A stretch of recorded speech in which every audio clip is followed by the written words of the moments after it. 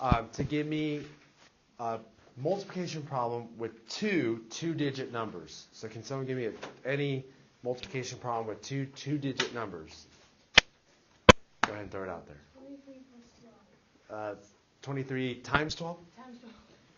23 times 12. This works for any set of double-digit products of two numbers. Okay? And go ahead and find out what that is. What is 23 times 12? Figure that out. Yes, ma'am? No,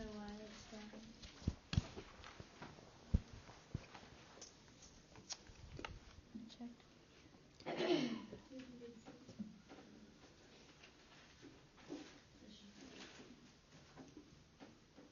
I copied it, right?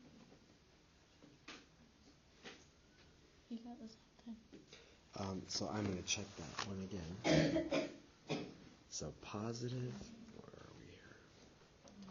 Positive, negative, negative. It's right there. It's that number.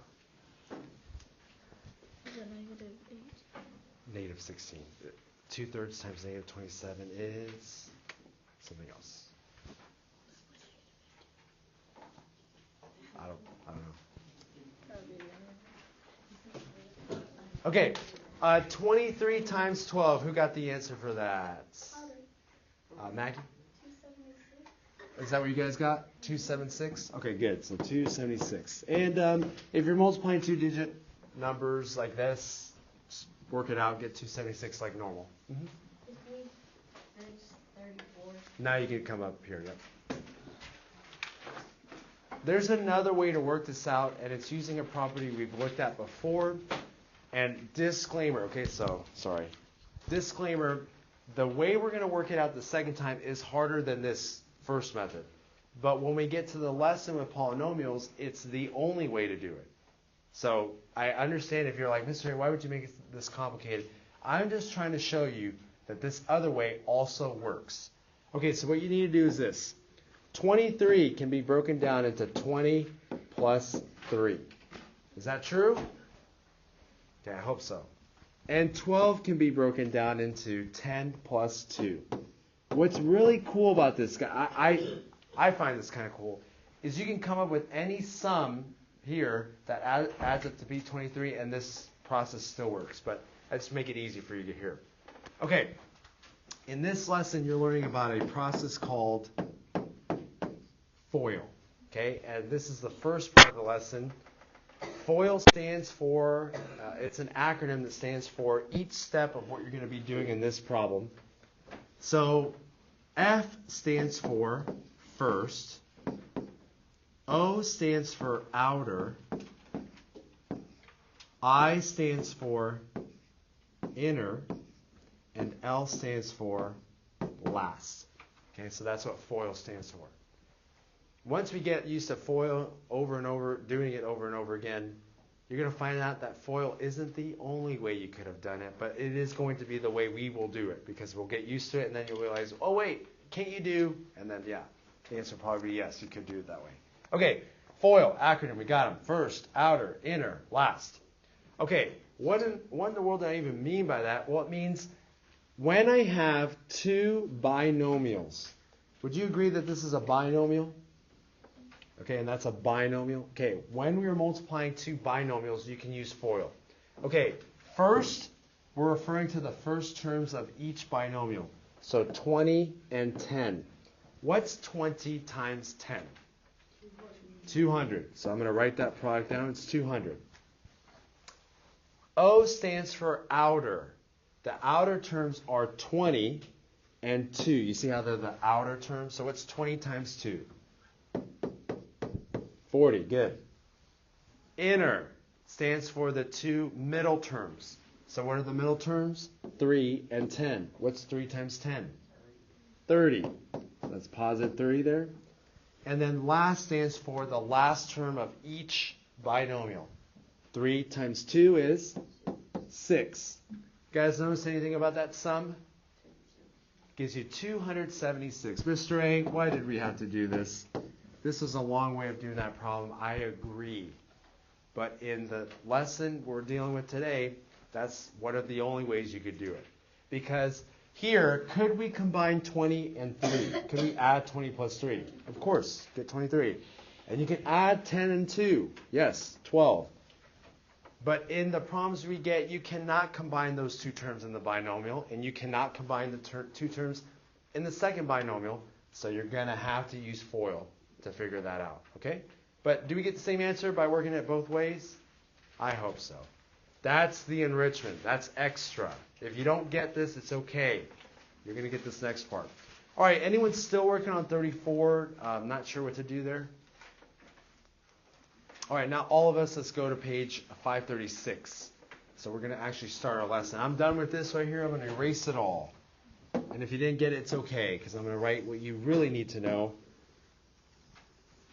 on this lesson here. Okay, so we're going to start multiplying polynomials. Bless you, bless you, bless you. Okay, we're talking about multiplying. To this morning, we're talking about multiplying binomials. What's a binomial, Lily? G. It's a polynomial with two terms. Polynomial with two terms. So we're talking about multiplying two binomials, okay? So what we're going to do is we're going to use, when we have two binomials being multiplied, we're going to use the FOIL method. And FOIL is nice because it's a nice, easy word to spell and to use, but you didn't have to use FOIL, and maybe some of you will get it later as we work it out more and more. But FOIL is a good one to remember. If you always do it, you'll be fine. Okay, always use the FOIL method. Let's look at an example, not example 1, but just an example problem. 7x plus 2 times 5x plus 1. All right, do we have two binomials being multiplied together? And the answer is yes. Now, I could have made this problem easy. If I can add 7x plus 2, it makes the problem easier. But unfortunately, can I add them? Nope. Can I add these two together? Nope. So what method am I going to use? FOIL. Okay, FOIL. What does F stand for? First terms. O stands for outer terms. I stands for inner terms. And L stands for... Okay, there are a lot of things to know in math. Some things to memorize. This is one of the things to memorize. Like, you should know this hopefully by tomorrow. First, outer, inner, last. Okay, what are the first terms in this set of binomials? Anyone know what the first terms are? Brian? 7x and 5x. Okay, what's 7x times 5x? 35x squared. Because 5 times 7 is 35, and x times x is x squared. Okay, good. First is done. Outer. What are the outer terms? Alex, what are the outer terms? 7x and 1. What's 7x times 1? Positive 7x. Inner terms. Matt, what are the inner terms in this? 2 and 5x. What's 2 times 5x? 10x. Positive 10x. What are the last terms, Autumn? 2 and 1. What's 2 times 1? Positive 2. Okay, if I look at my product right here, it looks pretty good. Like I multiplied everything right. But is there anything I could do to make it simpler?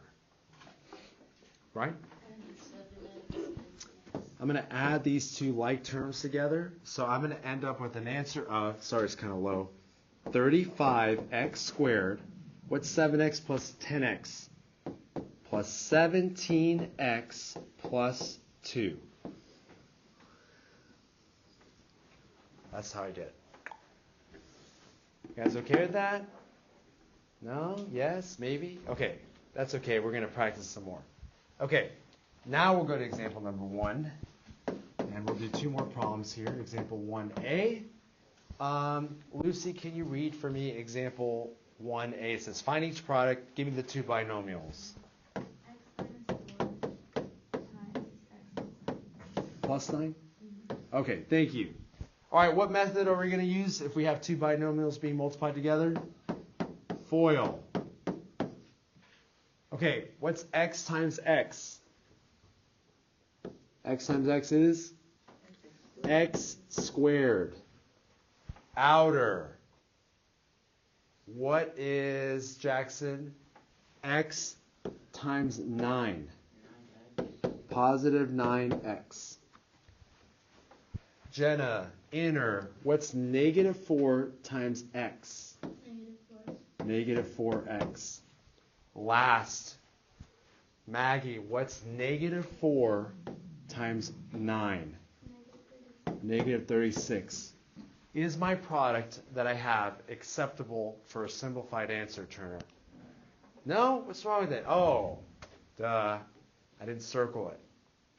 What's wrong with it? You can simplify an x minus 4x. Yep, these two are like terms. Yep, and you get x squared plus 5x minus 36. You guys get this? Can I give you a heads up on next chapter? Okay, next chapter, we're not going to multiply binomials.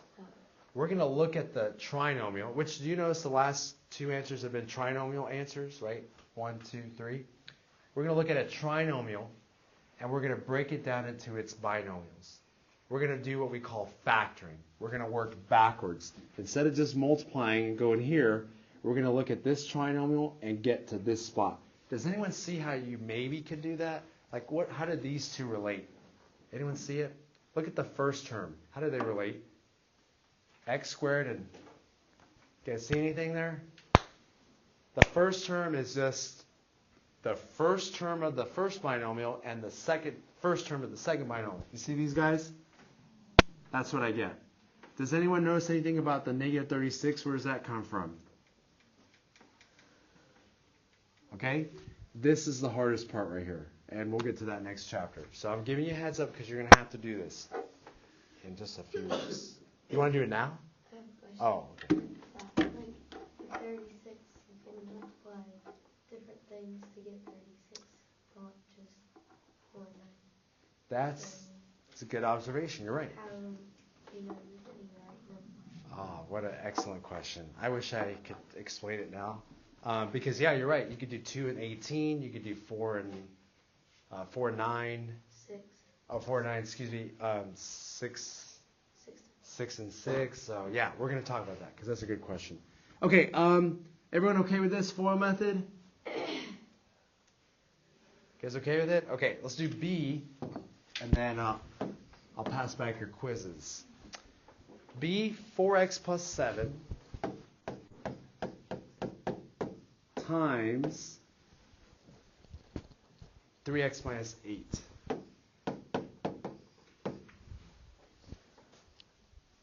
Okay, can somebody tell me what to do here first? Harrison? You multiply 4x times 3x. Huh? And what does that give me? 12x. Listen to him. Squared. Yeah, there you go. Yeah, 12x squared. Good. That's the first terms multiplied together. Abby, what do I do next? Multiply 4x times negative 8. 4x times negative 8, that's outer. Negative 32x. What do I do next? Third step here, Rosalind. 7 times 3x gives me positive 21x. And last step. Nathan. 7 times negative 8. Is? Negative 56. Good. All right. Is that my answer? No. I need to combine like terms. And what's negative 32x plus 21x? Negative 11x. So I get negative 11x here. And then I just write the other two. Okay. So I get this.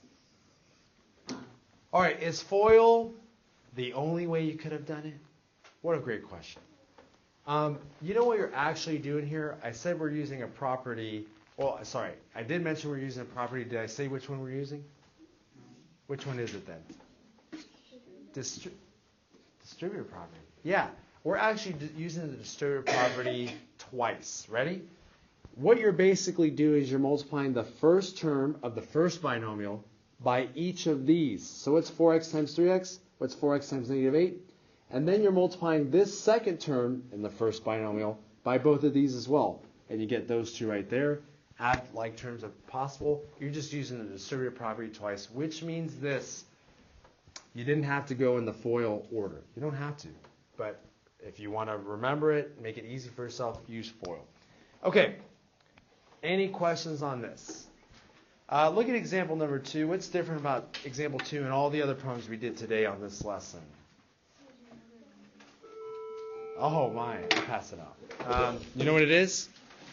Do I have a binomial times a binomial?